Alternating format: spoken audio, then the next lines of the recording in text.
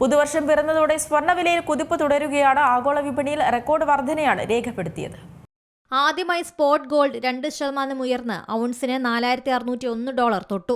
US gold futures 2.5% ഉയർന്ന് $4,612.4 നിലവിൽ $4,568 വ്യാപാരം.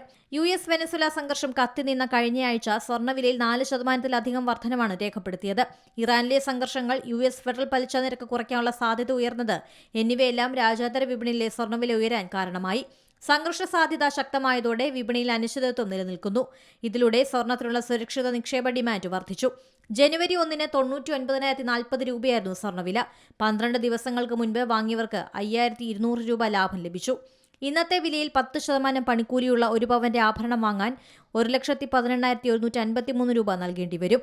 ഈ മാസം 1 മുതൽ 10 വരെയുള്ള ദിവസങ്ങളിൽ മൂല്യം വിലയിരുത്തുമ്പോൾ ചെറിയ ഏറ്റക്കുറച്ചിലുകൾ കാണപ്പെട്ടിരുന്നു. എന്നാൽ പൊതുവെ സ്വർണ്ണവിലയിൽ ഉയർച്ചയാണ് രേഖപ്പെടുത്തിയത്. 5-ാം തീയതിയാണ് വീണ്ടും സ്വർണം 1,00,000 എത്തിയത്.